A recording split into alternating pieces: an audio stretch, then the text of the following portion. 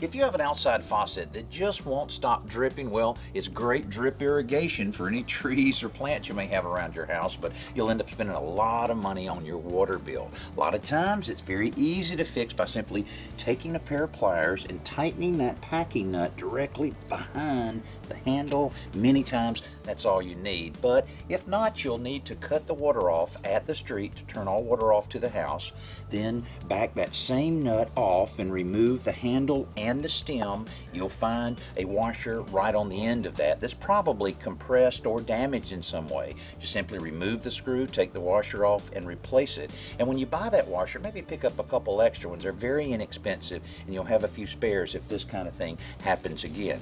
Then 99% of the time, you'll be good.